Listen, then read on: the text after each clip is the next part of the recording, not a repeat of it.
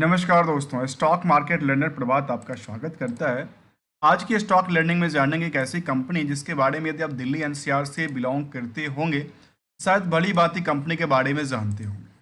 Company का नाम है इंद्रप्रस्थ गैस। और इस कंपनी की क्या देखा जाए, बिजनेस मॉडल देखा जाए तो आपने अक्सर देखा होगा कि इनकी पाइपलाइन बेचती रहती है इंद्रप्रस्थ गैस का। किस चीज़ को लेकर के? जो घर में यूज होने वाली गैसेस हैं या पेट्रोल, आपने गैस देखा होगा, सीएनजी पंप वगैरह सब है इनके। इस तरह की कंपनी की चर्चा करेंगे जहाँ पे इनकी जो नेटवर्थ थी, वो नेटवर्थ के कंपैरिजन टू द रिवेन्यू काफ़ी गुना की इंक्रीज करती नज़र आई। चाहे इनकी हम प्रॉफिट की बात करें तो थोड़ा सा कम आंकड़ा निकल के आता है comparison to the revenue model. ये तो कंसोलिडेट डेटा कंपनी खुद भी कारोबार करती है और कंपनी के साथ साथ इनका जो सब्सिडरी कंपनी है वो भी करती है। तो सब मिला जुला कर भी देखा है तो कंपनी की अच्छी खासी परफॉर्मेंस लेवल रही है। इसके वेबसाइट्स पर जब विजिट हम करते थे, किए थे अभी थोड़ी देर पहले, तो यहाँ पे देखने को आई कि कुछ फ्रॉडलेंटली एक्टिविटीज़ भी होती है इनके नामों पे। दोस्तों उस सबसे be careful, be aware in the market, because चाहे आप किसी भी मार्केट में हो, पर्सनल लाइफ में हो, वहाँ पे अवेयर होना ज़रूरी है। नहीं तो वो आपके सामने आपके पैसे एक बैंक से दूसरे बैंक चले जाते हैं, लेकिन आपको पता नहीं चलता, लेकिन बाद में आप चक्कर लगाते रह जाते हो, पैसे तो हाथ नहीं मिलता। चलिए, आज इसी जानकारी के साथ हम हाजिर हैं और समझने के प्रयास करेंगे इंद्रप्रस्थ गैस लिमिटेड को लेकर के, जो कि कमर्शियल इंडस्ट्रियल यूजेज को लेकर कंपनी कामकाज करती है। इनकी बिजनेस मॉडल में देखा जाए सीएनजी व्हीकल्स केयर के लेकर के, सीएनजीज एमएस मतलब सीएनजी पीएनजी के ऊपर कंपनी कामकाज करती नज़र आती है। तो और कंपनी एक तरह से देखा जाए तो डायरेक्टली और इनडायरेक्टली की बात करूं तो डायरेक्टली भारत सरकार की नहीं है, गवर्नमेंट की नहीं है, लेकिन इनडायरेक्टली देखा जाए तो ये गेल इंडिया और भारत पेट्रोलियम दो कंपनी है जो इसकी मेन होल्डिंग्स है।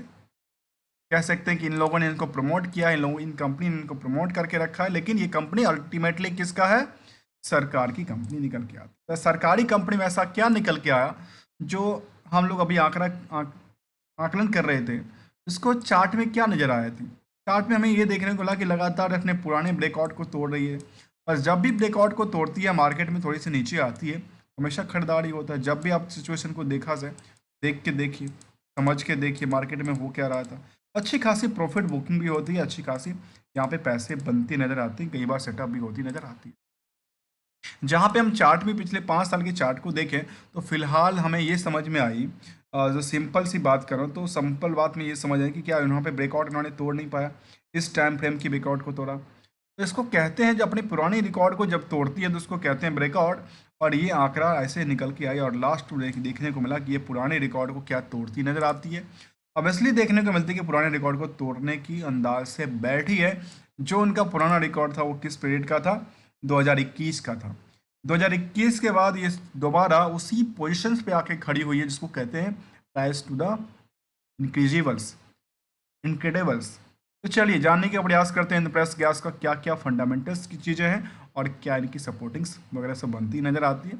जहाँ फिलहाल तो आपने देखा होगा गिरावट है, लेकिन ये गिरावट कितनी है, कहाँ तक जाएगी, ये तो एक थोड़ा सा पार्ट्स निकल के आ रहा है। जहाँ पे हायर टू हायर दिखा है तो 571, लोअर दिखा है तो 376 के आसपास। बुक वैल्यू काफ़ी छोटा 122 का है। इंटरेस्टिंग वैल्यू के बात में कहा तो काफ़ी अच्छा है, 435 के आसपास है। इनकी इंडस्ट्री जो कि इनकी सेट्स है वो काफ़ी अच्छी वैल्यूशन से निकल के आती है। अब सवाल आता है, क्या जो बाकी कंपनियां हैं इसी सेम सेक्टर की दुकानें हैं, वहाँ पे 21 लोगों के बिना तो यहाँ भी सेम दुकान है, आखिर क्या इनको केवल एक ही से कंपेयर किया जाए कि और से कंपेयर किया गया? यहाँ पे देखा गया कि इनकी जो कंपेरिजिंग थी उसमें ऑलमोस्ट 9 कंपनी को रखा गया, जिसमें कि गेल इंडिया से लेकर के Adani total gas, Petronets, Gujarat gas, Indraprastha gas, Gujarat state Petronet और महाराष्ट्र महानगर गैस को शामिल किया गया, जिन सभी का देखा गया कि इनके बेसिस में करीब 21-22 की पी निकल कर आता है। इंडस्ट्रियल के पी की बात करें तो इसी हिसाब से इसका ये पी सेम कैटेगरी के हिसाब से निकल के आती है, जहाँ पे भीड़ फिलहाल उतना ही है जितना कि बाकी दुकानों पे। लेकिन खास की मैं बात करूं तो यहाँ पे देखने को आ रही कि अदानी टोटल गैस के अंदर जो भीड़ है वो काफ़ी गुणने की ज़्यादा है। किससे? Comparison to the GAIL India, comparison to Petronet, comparison to Gujarat gas, comparison to Gujarat Petronet. और जो महानगर गैस था उससे भी क्या निकल के आई? कम निकल के आई। तो चलिए थोड़ा सा और समझने की प्रयास करते हैं, जहाँ पे दोस्तों मैं केवल केवल रिकन्सिलेशन की बात करता हूँ, विदाउट किसी रिकमेंडेशन और एडवाइजरी को लेकर के जो हमने कहा। और कहते हैं कि I am not a trader, not an advisers, only as a learner. और हमारी यदि वीडियो अच्छी लग रही है तो आप इसको सब्सक्राइब कर सकते हैं, प्रमोट करना चाहते हैं तो आप ज्वाइन बटन को भी क्लिक कर सकते हैं, जहाँ पे हम better learning and awareness and education की बातें हम अपने सामने लेके आते रहते हैं। यहाँ पे देखा जाए तो ईपीएस के हिसाब से देखें तो करीब कहती है 24 रुपये के आसपास, जहाँ पे इसकी फेस वैल्यू है 2 का, तो फेस अर्निंग पर शेयर करती है 24 का, अर्थात कितना समझ में आए, करीब करीब 12 टाइम्स के हिसाब से यहाँ पे इनकी अर्निंग कहती है। इस अर्निंग के बेसिस पे यदि हम आकलन करके देखें तो ये आंकड़ा देता है करीब करीब 21 गुने की भीड़ है, जो कि नियर अबाउट द सेम है, इसमें कोई फेरबदल नहीं था। आखिर मार्केट लगातार जंप करने वाली है, क्या इसका अंदाज़ा लगता है, क्या मार्केट इससे ऊपर करीब करीब कह सकते हैं कि नियरली 600 से 800 सस्टेबल करने वाली है या नहीं है। मैं ऐसा रैंडमली नंबर नहीं ले रहा हूँ, कुछ ना कुछ कैलकुलेशन करने के बाद ही नंबर लेता हूँ, क्या ऐसा पॉसिबिलिटी है। इसके पीछे हम जानेंगे इसकी फंडामेंटल्स की चीज़ों को, यदि उसमें कंक्लूजन निकलेगा तो हम इसकी तरफ चलेंगे। जहाँ सबसे पहला इफेक्ट देखा जाता है डेट टुकड़े को लेकर के, दूसरा इफेक्ट देखा जाता है करंट रेशियो को लेकर के। इसके अलावा आरओसी की बात करें तो 28%, आरओई की बात करें तो 21% का डिविडेंड का ट्रैक रिकॉर्ड भी रहा है, जो कि कहते हैं 1.68% के आसपास का। इसके अलावा देखा जाए तो कंपनी में नंबर ऑफ शेयर करीब 70 करोड़ के आसपास है, मार्केट कैप करीब 37,000 से करोड़ से ज़्यादा का निकल के आता है। और यहाँ हमने कहा 600 से लेकर के 800 का आंकड़ा, इसको याद रखना। मैं आगे चल करके इस पर डिस्कस करने वाला हूँ, जहाँ पे प्रमोटर्स होल्डिंग केवल 45% की है और क्या कहता नज़र आता है। चलिए दोस्तों हम समझने के प्रयास करते हैं कंपनी को लेकर के। जो कंपनी सीएनजी, पीएनजी और इस तरह की कंपनी जो कि घरेलू गैस तक में कंपनी कामकाज करती हो, खास करके दिल्ली एनसीआर के अंदर। इसके अलावा देखा जाए कि पंप हैं, सीएनजी स्टेशन लोग इनके पास हैं। इसके अलावा ये कुछ और काम काज करती कहते ऑनरशिप ट्रांसफर, ऑनलाइन प्रोसेस की बात अपनी वेबसाइट्स को लेकर के, अपनी कारोबार को लेकर कहती नजर आती है। तो इनका मेन कारोबार यही सब निकल के आता है, यहाँ पे सीएनजी और पीएनजी से रिलेटेड काम काज इनके पास अच्छी खादात में निकल के आता है। आइए इसके पीछे हम क्वार्टरली रिजल्ट की तरफ देखें, और यहाँ पे एक पीएस तरफ देखा जाए तो पीएस इसके बारे में एनएसए पीएस किसका उसको लेके आता है, जहाँ पे रिवेन्यू मॉडल के बेसिस पे देखा जाए तो रिवेन्यू मॉडल पे बेसिस पे सबसे बेटर परफॉर्मेंस यदि किसी कंपनी ने किया है तो उसका नाम है पेट्रोनेट एलएनजी, दूसरा नाम है गैस गुजरात गैस, तीसरा नाम है इंद्रप्रस्थ गैस, और चौथे नंबर पर आता है महानगर। और यदि हम कंसोलिडेट स्टैंडअलोन डेटा की तरफ देखें उसमें भी निकल के आती है, जिसमें पहला नंबर पेट्रोनेट, दूसरा नंबर गुजरात गैस, तीसरा नंबर इंद्रप्रस्थ गैस का नंबर तीसरा नंबर पे आता है as per the revenue model. But profit model पे हो सकता है चेंज, क्योंकि प्रॉफिट मॉडल पे सबसे ज़्यादा प्रॉफिट यदि पेट्रोनेट का है तो सेकेंड लार्जेस्ट जो प्रॉफिटेबिलिटी है वो किसका है, इंद्रप्रस्थ गैस का ही निकल के आती है। और तीसरे नंबर पे आती है महानगर गैस को, जबकि अदानी टोटल गैस जहाँ पे हम उसके पीएस पे सबसे ज़्यादा मार्केट में सबसे ज़्यादा लोग बड़े पड़े हैं, उसकी प्रॉफिटेबिलिटी काफ़ी नीचे है कंपैरिजन टू द महानगर गैस हो या इंद्रप्रस्थ गैस हो या फिर गुजरात गैस ही क्यों ना शामिल हो। चलिए यहाँ पे क्वार्टरली रिजल्ट में हम यदि कंसोलिडेटेड डेटा की तरफ चले हैं तो हम समझ में कुछ आएगी, तो बिल्कुल हमें आना चाहिए जो कि ट्रेंडिंग क्या दर्शाता नजर आता है। दोस्तों देखिए ट्रेंडिंग की बात करेंगे उससे पहले देखते हैं इसको रिवेन्यू मॉडल को लेकर, जून टू जून में क्या किया, इसमें क्या किया। हमारे सामने समझ में ये है, जिनके पास ये निकल के आती है जहाँ पे टाइम टू टाइम लगातार इंक्रीज करती, लेकिन इससे यहाँ पे डिक्रीज करती नजर आई, जबकि रिवेन्यू ऑपरेटिंग प्रॉफिट मार्जिन की तरफ देखा है तो ये लगातार बढ़ती थी, यहाँ पे थोड़ा सा गिरावट देखने को मिला। अदर सोर्स ऑफ इनकम इनके पास अच्छा खासा है, करीब कह सकते हैं कि 100 करोड़ से लेकर के 150 करोड़, 50 करोड़ से लेकर के 150 करोड़ तक का रेजिस्टेंस और सपोर्टिंग के बीच में इनका अदर साइड ऑफ इनकम भी निकल के आता है। जहाँ पे जून के डेटा और आज के जून के डेटा के कंपेयर करें तो यहाँ पे क्या था, प्रॉफिटेबिलिटी में गिरावट थी, लेकिन पिछले क्वार्टर से क्यू और क्यू में एक लंबी उछाल लगाती नजर आई थी। तो यहाँ पे हमें आकलन करके देखें तो ये हमारे सामने निकल के ये आती है, जो एक तरफ तो कुछ चीज़ें प्रॉफिटेबिलिटी में थी, एक तरफ सबके सब में क्या है वीकनेस की पॉइंट देखने को मिली है एज पर कंपेरिजन टू द, इससे जून 23 की आंकड़ा से जून 24 की आंकड़ा यदि हम क्या करें रिकन्सिलेशन करें तो हमारे सामने ये निकल के आता है परसेंटेज ऑफ चेंज को लेकर। जहाँ क्वार्टरली के अलावा हम यदि ईयरली डेटा की तरफ देखें तो हमारे सामने कुछ और रिजल्ट निकल के आता है, और वो रिजल्ट ये कहता है जो पिछले पीरियड से पिछले पीरियड में क्या था, मार्केट में थोड़ा सा गिरावट किया था, लेकिन comparison to the all the previous year the company has the growing category, लगातार क्या था 57 से 64, 64 से लगातार यहाँ पे आकर गिरावट हुई, फिर 22 में जंप, और यहाँ से सीधे सीधे पता चलता है करीब करीब कह सकते हैं कि यहाँ से 100% से ज़्यादा की उछाल लगाई थी, नियर अबाउट कह सकते हैं। जहाँ पे प्रॉफिटेबिलिटी के बारे में कंपनी की अपडेट्स है मैनेजमेंट को लेकर के, जो कहती है कि इनके पास करीब कितना है 2000 करोड़ को टच करती नजर आती है, और इसको ईयर बेसिस पे इनको अवार्ड मिलती हुई नजर आ सकती है, क्योंकि इसका रिवेन्यू मॉडल लगातार इंक्रीज करती हुई नजर आई है। जबकि इनकी परसेंटेज वाइज तरह देखा जाए तो परसेंटेज वाइज हम देख पाए तो ये कहता है इनके डेटा में, जो पिछले साल से, और पिछले साल से नहीं, हम पूरे के पूरे हिस्टोरिकल डेटा की तरफ देखें तो देखिए मॉडल क्या कहता है, मॉडल किस तरह से आंकड़ा करता है, और ये क्या कहता है, इसके अलावा प्रॉफिट के बारे में क्या कहता है, profit near about same percentage के आसपास, थोड़ा सा गैप अप बना है, लेकिन रिवेन्यू की मॉडल काफ़ी ज़्यादा रहा, तो यहाँ पे कहती है कि रिवेन्यू पिछले साल से तो नियर अबाउट सेम रहा, इसमें न्यूट्रल ही रहा है, लेकिन प्रॉफिटेबिलिटी के साइड में कहते हैं कि यहाँ पे अच्छी खासी उछाल बनाती हुई नजर आई है, इसको हमने ईयर ऑन ईयर बेसिस पे देखा। अब इसको देखिए, मैं कुछ आंकड़ा ये लेता हूँ कि क्या प्रॉफिट की पार्ट हमेशा एक बुक्ड की ही वैल्यू है, तो इसके पीछे कुछ रिस्क भी फैक्टर है या नहीं है, या मार्केट में इनके डेटर्स कौन है, क्या इनकी डेटर्स इनकी फ्रेंचाइजीज कंपनियां वगैरह हैं, या क्या जो कंज्यूमर बेस इनके कारोबार है उसमें क्या कहती है, उसका भी हम क्या करने वाले हैं, R2R पे चर्चा करेंगे। तो R2R में केवल और केवल हम यही चर्चा करते हैं कि आपस में कंपैरिजन यदि करके देखा जाए चार्ट से लेकर के और मार्केट की, इनकी चार्ट से लेकर के इनके बिजनेस को, तो ये आंकड़ा क्या कहता है। ये आंकड़ा हमने एक साल के डेटा में देखा कि लगातार एक ग्रोइंग कैटेगरी में था, लेकिन वॉल्यूम के साइड अब देखे हैं तो वॉल्यूम में क्या निकल के आती है, वॉल्यूम एक एवरेज की वॉल्यूम आसपास हुआ करता था, लेकिन कई बार जब वॉल्यूम ने उछाल लगाई तो मार्केट को कुछ नया आयाम तक पहुंचाने के लिए काफ़ी हेल्प नज़र आया, और अभी भी देखने को लगा कि वॉल्यूम में क्या हुई, वॉल्यूम एक इंक्रीज करती हुई नज़र आई। मतलब वॉल्यूम जब भी मार्केट में आता है ये समझ में आती है कि मार्केट में नए प्लेयर जो हैं या पुराने प्लेयर जो हैं वो इंटरेस्ट के साथ कारोबार करने में व्यस्त हैं। ये कुछ आंकड़ा हमने इसको लिया। अब समझने की प्रयास करते हैं इसको लेकर के, जो आखिर बैलेंस शीट फिगर क्या कहते हैं इसको। यहाँ पे हमारी सबसे पहली नज़र जाती है, चाहे वो सरकारी कंपनी हो या प्राइवेट कंपनी हो, किसी भी कंपनी हो, हमारी सबसे पहली नज़र जाती है इनकी लायबिलिटी को लेकर। तो लायबिलिटी के बारे में कहती है कि बोरोइंग्स कुछ है नहीं, अदर भी करीब 4500 करोड़ के आसपास, 4500 करोड़ के आसपास है, जबकि इनको पेमेंट करना तो काफ़ी अच्छा है, क्योंकि इनके पास अच्छी खासी तादाद में क्या है, एसेट्स हैं। एसेट्स में देखा है तो फिक्स एसेट लगातार बढ़ रही है, बाकी वर्किंग प्रोग्रेस भी बढ़ा है, और इन्वेस्टमेंट भी लगातार बढ़ रही है, और कुछ उधार भी है या नहीं है इसकी प्रति भी हम देखें तो हमें देखने को मिलता है कि कंपनी के पास उधार नियरली करीब देखा सकते हैं करीब 1000 करोड़ के आसपास की बनती है।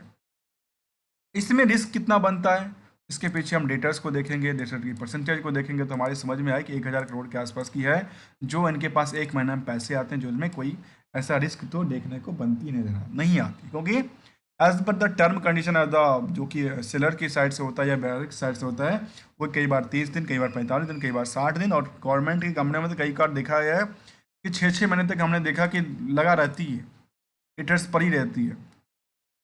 जहाँ पे 1000 करोड़ के हिसाब से नंबर ऑफ डे के हिसाब से कोई चिंता नहीं थी, लेकिन क्या इसके हिसाब से कोई चिंता है, कहती बिल्कुल नहीं है, क्योंकि यहाँ पे यदि 2000 करोड़ इनके पास ये है, और यहाँ भी करीब करीब यदि मैं अदर सोर्स ऑफ इनकम को काट दें तो यहाँ भी करीब कहती है कि 2398 करोड़ है, और मार्केट में कितना करोड़ था इनका, 1000 करोड़ का पेंडिंग पड़ा हुआ है पैसा, एंड अल्टीमेटली इनके पास 1000 करोड़ तो पैसा आ गया ना, हाथ में पड़ा हुआ है, इनको कैश फ्लो को क्या करेगा, इफेक्ट नहीं करेगा। तो देखने को कैश फ्लो के पास 113 करोड़ का डेटा कहता है। अब यहाँ पे परसेंटेज भी देखें, यदि बैलेंस शीट को पिछले साल से कंपेयर करके, इसमें हमारे सामने ये निकल के आई, तो यहाँ पे कैश और शॉर्ट टर्म इन्वेस्टमेंट के अंदर 66-64% के आसपास की उछाल बनी। बाकी चीज़ों में देखा गया कि 12% से उछाल होती है, तो लायबिलिटीज़ भी करीब 2% से ज़्यादा की गिरावट दर्ज करती है। ये इनके लिए क्या पोजीशन थी, एक स्ट्रॉन्ग पोजीशन बनाती नजर आती है, और फंडामेंटल में स्ट्रॉन्ग टू स्ट्रॉन्ग ही देखने को मिला, जहाँ पे पिछले 1 साल के डेटा, 3 साल के डेटा को आंख में करके देखें तो यहाँ पे हमारे सामने ये निकल के आती है, जो यहाँ पे जो डेटा उन्होंने ब्रेकआउट किया था ना, ब्रेकआउट करने के पीछे यही कारण होता है, जो क्या लगता है कि पिछले वाली रिकॉर्ड को यदि तोड़ने वाली है तो मार्केट को ऐसा लगता है कि यहाँ से ट्रस्ट बिल्डअप ज़्यादा हो रहा है और आगे की ऊंचाइयों तक पहुँचना आसान हो जाएगा, क्योंकि अपने पुराने रिकॉर्ड को वो तोड़ती नजर आ रही है। क्योंकि पुरानी रिकॉर्ड की तरफ देखा, हमने देखा कि प्रॉफिटेबिलिटी साइड में क्या किया था कंपनी ने। 2000 जो 21 का पोजीशन था वो क्या हुआ, उसको तो उन्होंने 2021 में केवल डाउन साइड देखने को मिला था। लेकिन यहाँ पर क्या किया कंपनी ने, ये 3 साल से एक लंबी ऊंचाइयों तक पहुंचा।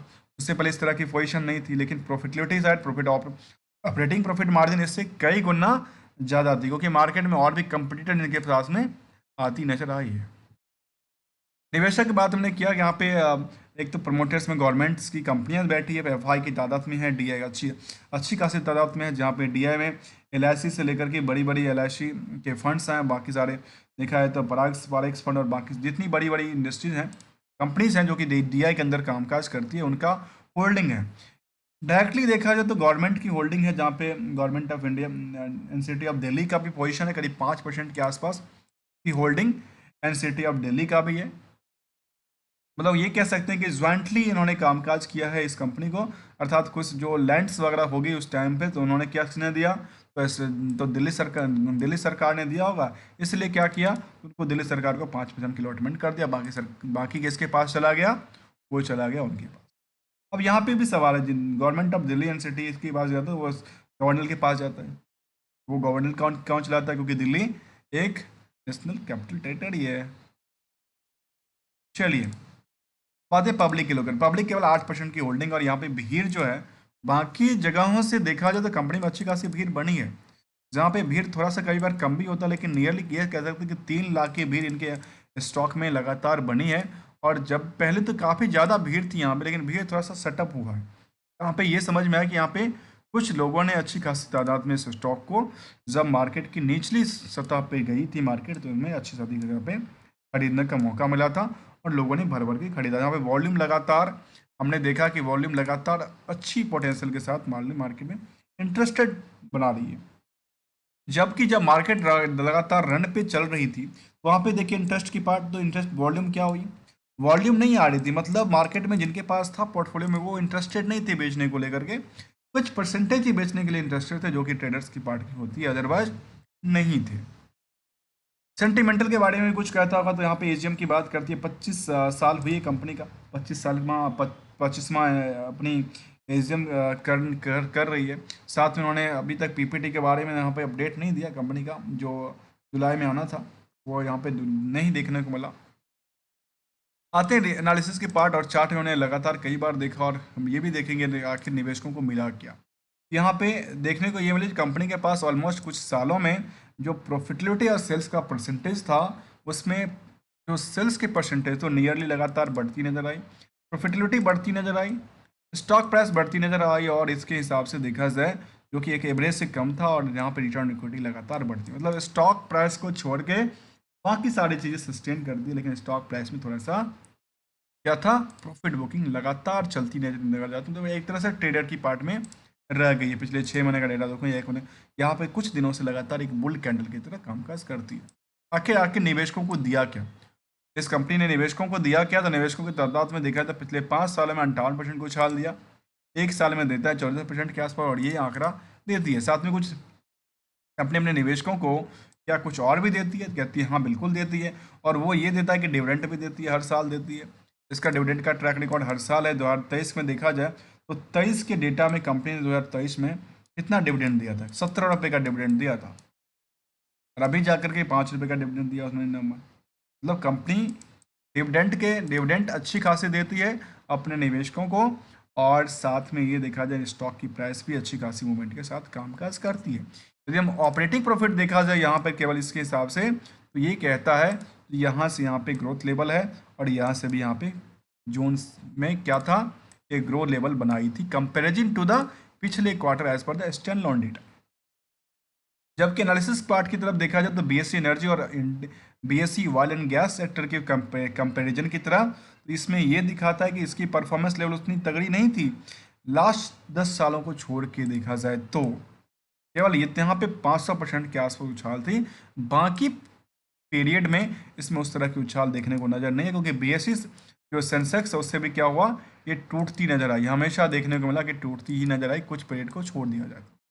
जबकि इसके बाकी से चाहे वो ऑयल एंड नेचुरल गैस की बात करें या फिर बीएससी एनर्जी की बात करें, वहाँ से भी कंपैरिजन टू द परफॉर्मेंस उस लेवल पे 10 साल को छोड़ दिया जाए, उससे पहले परफॉर्मेंस नहीं करती नजर आए। एक टाइम फ्रेम की बात करूँ, ये हमेशा क्या होती है, चेंज होती रहती है।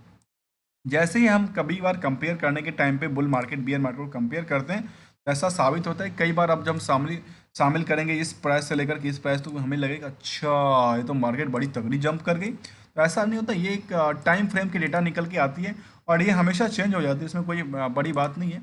एज पर द कुछ डेटा ऐसा होता है जो कि चेंजेबल होता है लगातार मार्केट की ट्रेडिंग के बेसिस पे और डे टू डे के एवरेज के बेसिस पे। तो आज की स्टॉक लर्निंग हमने इस कंपनी को जानने का प्रयास किया, जिसका नाम था इंद्रप्रस्थ गैस। और दोस्तों मैं कोई रिकमेंडेशन एडवाइजरी की बात नहीं कर रहा हूँ, कंप्लीटली लर्निंग की बात हमने किया था। और यदि वीडियो अच्छा लग रहा हो तो आप इस चैनल को सब्सक्राइब, वीडियो को लाइक और ज्वाइन भी कर सकते हैं। तब तक के लिए मिलेंगे। गोल्डन रूल सुनते जाइए लास्ट में। और गोल्डन रूल मार्केट का ये कहता है किसी भी सिचुएशन में कभी भी, क्योंकि मार्केट हमेशा एंट्री होता है हमेशा एग्जिट होता है, जब भी आपने लिया होगा, मैं ये नहीं कहता हूँ आप खरीदो या बेचो रखो, हमने कहा क्या क्या कहा था, ये 600 से लेकर 800 तक, क्योंकि ये ट्रेडिंग की पार्ट रह गई है। कुछ हिस्टोरिकल डेटा तरफ देखा है तो अभी 3 साल के पुराना डेटा को कंसोलिडेट करके आगे बढ़ रही है। तो हो सकता है कि उसके पहले वाली जो सिचुएशन थी, जो टारगेट है इनका, आगे जंप कर जाए। लेकिन इसमें एक चीज़ को हमेशा ध्यान रखना चाहिए, वो ये है खुद की रिस्क फैक्टर क्या कहता है। मार्केट की रिस्क नहीं, खुद की रिस्क फैक्टर कितना परसेंट आपको अलाउ करता है, उसमें आपकी जो ग्रो लेवल की बात करती है वो क्या कहना चाहता है। उस लेवल पे जा करके यदि उस नियर अबाउट आपके पास वो चीज़ मिल रही है या हट रही है, तो वहाँ से प्रॉफिट बुकिंग करना आवश्यक है। प्रॉफिट बुकिंग करने के बाद आपको बहुत बड़ा पसंद है कोई ऐसी कंपनी, तो आप दोबारा एंट्री करके दोबारा हाई पर जा सकते हैं। क्योंकि मार्केट में इस तरह के चार्ट आपने देखा होगा, आखिर क्यों होता है इस तरह के चार्ट। मार्केट आपने देखा कि आखिर क्यों है, कि जहाँ पे लोगों ने यहाँ पे मान लेते हैं यहाँ पे लोगों ने लिया, यहाँ पे बेच लिया, निकल गया, प्रॉफिट बनाई। और जिन लोगों ने यहाँ पे लिया और वो शायद बेच नहीं पाए, उनको क्या किया, स्टॉप लॉस से बेचना। यदि आप वहाँ से हटे नहीं, यहाँ पे टिके रहिए, या फिर आपको इतना पैसेंस है तो यहाँ से लेकर के यहाँ तक इंतजार करते रहिए कि कब आएगा, कैसे आएगा, कितने पीरियड में आएगा। इसलिए टाइम, टर्म और द ग्रो दोनों को कंपेयर करके हाइब्रिड बना करके काम करना चाहिए। और माइंड में हमेशा एसएल का फॉर्मूला को हमेशा सेटअप करके रखना चाहिए। एसएल खुद की फाइनेंशियल पोजीशन को देखते हुए लिया जाना चाहिए, दूसरे के कहने और ना कहने पर ऐसा कुछ नहीं होता। सामने समझने का प्रयास किया दोस्तों। Thank you so much for joining here. मिलते हैं नेक्स्ट वीडियो के साथ, जहाँ पे कुछ नए कंसेप्ट, नई स्ट्रेटजी के साथ, कुछ नई डेटा के साथ हाजिर होते हैं। तब तक के लिए एंजॉय करते रहिए।